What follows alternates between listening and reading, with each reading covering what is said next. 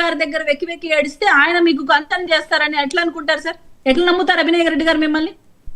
మీరు కూటమికి ఓటేసేసారు, కూటమికి మద్దతు ఇచ్చారు, మళ్ళీ తిరిగి మీరు అక్కడికి వచ్చి ఎందుకు అలాంటి మాటలు మాట్లాడుతున్నారు?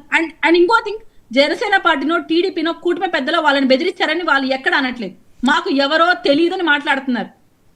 మీరు ఆ వర్షం ఈ దృశ్యాలన్నీ చూసి చలించిపోయిన జగన్మోహన్ రెడ్డి గారికి తాడో పేడో తేల్చుకోవడానికి వస్తున్నారు అనుకోవచ్చా?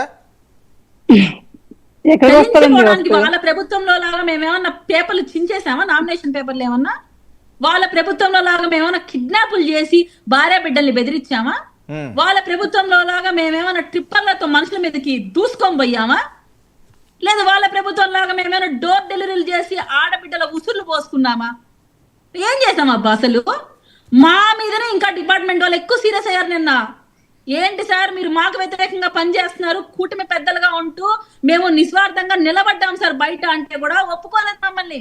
గెట్ లాస్ట్ అంటున్నారు మమ్మల్ని. అంత నిస్వార్థంగా పనిచేస్తున్నారు ప్రభుత్వం. ఈరోజు పోలీస్ డిపార్ట్మెంట్ అంత కరెక్ట్ గా ఉంది. అదే సార్ నేను ఓపెన్ ఛాలెంజ్ చేస్తాను శేఖర్ రెడ్డి గారికి. గత ప్రభుత్వంలో ఎవరమైనా మేము హౌస్ అరెస్ట్ కాకుండా నామినేషన్ పేపర్ ఎత్తుకొని మేము పోగలిగినామా? కనీసం వీళ్ళు మా ప్రభుత్వంలో మేము నిజంగా అంత అన్యాయంగా ఉనింటే నిన్న ఏదైతే మా తిరుపతిలో మున్సిపల్ ఎలక్షన్ జరుగుతున్నప్పుడు డిప్యూటీ మేయర్ ఎలక్షన్ జరుగుతుంటే సాక్షాత్ పోలీస్ డిపార్ట్మెంట్ వీళ్ళు కనుసంధంలోనే ఉంది. అంటే వాళ్ళకు ఉంది, భయపడాల్సిన అవసరం లేదు. డిపార్ట్మెంట్ మొత్తం అక్కడ ఇద్దరి కోసం పనిచేస్తుంది, మీడియా మొత్తం అందుబాటులో ఉంది. సరే కీర్తన గారు వాళ్ళు అడిగేది చాలా మంది దగ్గర వస్తున్న చర్చ ఏంటంటే మీకు ఇప్పుడు అంత అర్జెంటుగా అది ఆ మున్సిపల్ కార్పొరేషనో లేకపోతే ఆ మున్సిపాలిటీలో కావాలా? మీకు ఇంకొక సంవత్సరం ఆగితే మీరే ఎన్నికల్లో గెలవచ్చు కదా. గతంలో వాళ్ళు ఏం చేశారో ఇప్పుడు మీరు అదే చేస్తున్నారని కదా వస్తున్న వార్తలు. ఇప్పుడు అంత అవసరమే ఉంది. డిప్యూటీ మేయర్ గా అభినయ్ గారు ఉన్నారు, డిప్యూటీ మేయర్ గా అభినయ్ గారు ఉన్నారు. ఆయన ఎలక్షన్ కు ముందు రాజీనామా చేశారు, ఎమ్మెల్యేగా కంటెస్ట్ చేశారు. ఆ ప్లేస్ భర్తీ చేయాల్సిన ఆవశ్యకత మాకుంది, భర్తీ చేస్తున్నాము. తప్పే ఉంది అక్కడ. దాంట్లో అతి ఉత్సాహం ప్రదర్శించి మీరెందుకు ముందుకు వచ్చి సంకలు గుద్దుకుంటూ మీరు అక్కడ ఇది చేయాలి? మేమేమన్నా ఉన్నది లాక్కున్నావా? ఖాళీగా ఉన్న ప్లేస్ ని భర్తీ చేయబోయాం. మాలో ఒక కార్పొరేటర్ ఉన్నాడు, ఆయన అక్కడ ఫిల్ చేయాలనుకుంటున్నాం. తప్పే ఉంది. మాకు మద్దతు ఉంది, మేము మాకు ఓటేశారు. 20 ఓట్లతో మేము గెలిచాం.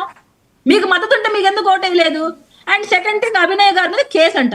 మీరు పూర్తిగా స్టడీ చేయండి సార్. ఆ కేసుకి కూటమికి సంబంధం లేదు, అది డిపార్ట్మెంట్ పెట్టిన కేసు. అలిపిరి పోలీస్ స్టేషన్కి వెళ్ళి రుబాబ్ చేశాడు ఆయన. ఆ వీడియోలన్నీ హల్చల్ అవుతున్నాయి, మీరు చూడొచ్చు. రాజేష్ అనే పర్టికులర్ వ్యక్తిని మీరు ఎందుకు అరెస్ట్ చేశారు, మీ దగ్గర ఎందుకు పెట్టుకోన్నారు అన్నాడు. కానీ దానికి డిపార్ట్మెంట్ చెప్పిన రీజన్ ఏంటంటే రాజేష్ అనే వ్యక్తి ఒక రామచంద్ర పుష్కర్ని అనే ఏరియాలో జనాల సమీకరణ చేసి కూటమి పెద్దల పైన అటాక్ చేయడానికి ట్రై చేస్తున్నాడు, మాకు ఇన్ఫర్మేషన్ వచ్చింది, దట్స్ వై మేము గమనించాము అని చెప్పారు. అప్పటికే మీరు సదరు సీఏల పైన ఎస్ఏల పైన దుర్భాషలాడుతూ ఆ వీడియోలన్నీ బయట వచ్చాయి అభినయ్ గారు మాట్లాడినవి. ఏది అక్కడ తప్పులేం లేవు కదా, పక్కాగా లీగల్ గా పోతున్నాం మేము. మేము కనుక కూటమి పెద్దలు వైసీపీ లాగా ప్రవర్తిస్తే అసలు నామినేషన్ వేసింది, నామినేషన్ వేయకూడదు అసలు. కీర్తన గారు ఉండండి, ఆయన సమాధానం చెప్పాలి కదా మీ ఇద్దరికి.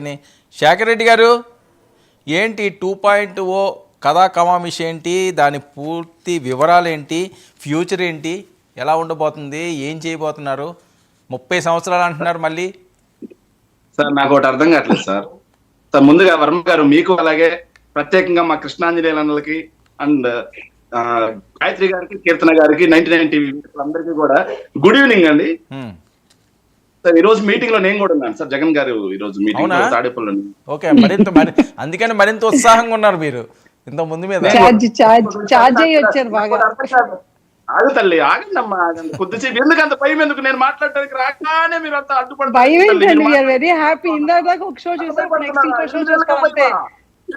మా గుర్తు వినాలంటే భయపడుతున్నారా?